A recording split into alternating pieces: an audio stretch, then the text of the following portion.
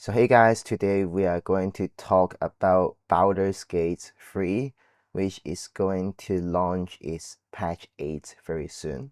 But before that, I want to just dwell into the canonical subclasses of the game, not counting mods. So today we are focusing on the 3 subclasses of Bards, which is one of the strongest class in the game, no question. And to do this fairly, we're going to assess the subclasses one by one. I'm not going to focus on too much regarding the mechanics of the core class itself. I believe that should be left to another video. But regardless, let's begin with College of Valor. So the way we're going to do this today is to see their subclass abilities and to see how they represent some of the strengths or weaknesses of the class itself, and to see where it ranks regarding the 3 subclasses of Bard. So for the College of Valor, you can see here, at level 3 you gain proficiency, including medium armor, shields, and martial weapons. And you also get a improvement in combat inspiration at level 3, which allows you to inspire allies to add bonus damages to their next attack or bonus to the armor class. So I would say that this is already a very solid subclass ability, because for especially Baldur's Gate 3, being weak in front line is one of the weaknesses of a bard. So having medium armor and shields in this game is very good, especially because armors in this game is very good. For example, there's an armor that allows you to add your full dexterity modifier, which will be very helpful for the Valor Bard soon. And martial weapons not only mean that you have more options in attacks, it actually means that you get some powerful passive abilities. Martial weapons are very valuable. For example, there's a bow, I believe, called Darkfire Short Bow, which allows you to get 2 resistances in damage as well as haste. So you can see how just having martial weapon proficiency buffs your character by quite a lot. And combat inspiration is a little bit underrated, but actually it's not that powerful. I think the damage bonus is not that good, but honestly, armor class improvements is really good. Like, it allows you to survive painful attacks in this game. Although as you level up, there are more extra attacks, so it becomes less valuable. So at level 6, you get an additional free attack with your weapon. So a little bit of a problem here is that you're a charisma focused class and a full spellcaster.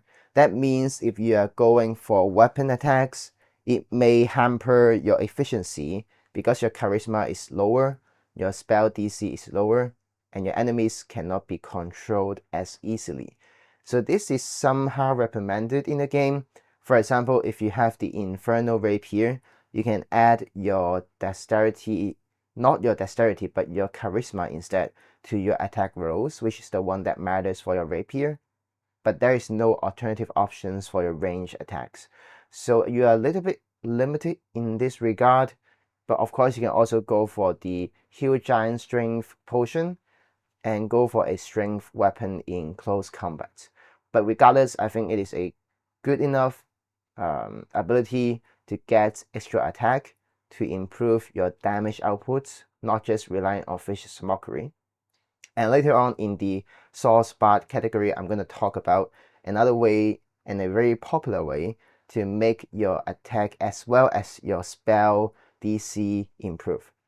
So with that said, I will put the Valor Bard probably at the middle or maybe at the end, but we will see. So next up, we are going to talk about the College of Lore Bard. So let's look at their features immediately. So you get cutting words, and you get free skill proficiency. So the free skill proficiency is good enough, not really that significant, because you already get Jack of all trades. And for cutting words, this is actually where the money's at. This is an ability I at first completely ignored. I thought it is really bad, and I was planning to put the Lore Bard behind the Valor Bard. And then I realized cutting words also works on saving throws. What that means is basically you get the ability of the Eloquence Bard as an reaction. So the Eloquence Bard allows you to debuff enemy saving throws, which means your control spell lands better. But in the tabletop version, you can only do this as a bonus action, which means that you have to predict whether the enemy have the chance to fail. Now, Cutting Word is a reaction, and in the tabletop version, there is no debuff on saving throw. But here, what it tells you basically is that, oh, you are using a control spell, and you have the option to expand a Bardic Inspiration to lower the enemy's saving throw. Not only that, you actually have the exact number. For example, they roll a 17. You can debuff approximately with a 1d6 at first and 1d8, 1d10 later, which means you have a lot more control over how and when to debuff your enemies. And the more you think about it, this ability becomes more powerful. Honestly, the ability check and attack roll is not that significant. Maybe ability check can be useful somehow, sometimes. Attack roll, probably not worth it unless you are going for like, I don't know, a powerful enemy attack. But the saving throw is what matters here. And this is enough to put this subclass in S tier. But there's one more at level 6, and another, in my opinion, underrated ability, but it is really powerful. So you get 2 extra spells at level 6. That means you can get additional spells early, comparing to the other Bard subclasses. Now, people have mixed opinions regarding additional magical secrets at level 6. Like, some may say, oh, what's the point of having more spells at this level? You don't really need that many spells. For the other people, which are the majority, they say this is a fantastic ability. So why is it fantastic?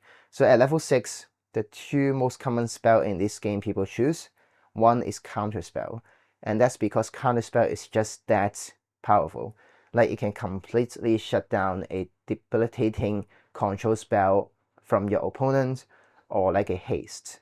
So this is very versatile, and Counterspell is really worth the cost of a subclass ability.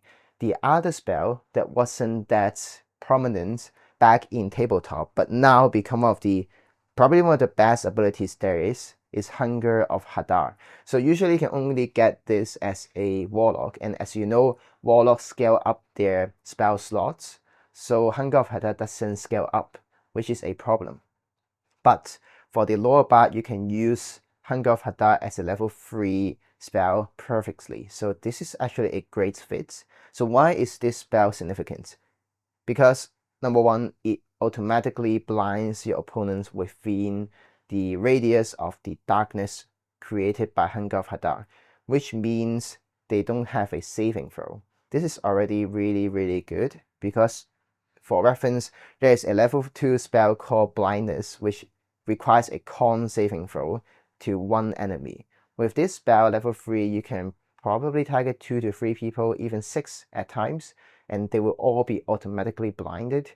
And you can look into the darkness in the Baldur's Gate version. Now, in the tabletop version, you cannot really look into it, so the advantage is kind of cancelled out. But for some reason in this game, I'm not sure if it is patched right now, but you can look into Hunger of Hadar. So that means you have pretty much advantage all the time. Your opponents have disadvantage all the time. I believe there are also some damages type, and they also have some difficult terrain debuff. So you can see just in one spell just how much you can do and how effective it is as a control spell. So this is really good. And for the ranking, I'm just gonna put this above the Valor Bard. I don't think this is really something people needs to argue about.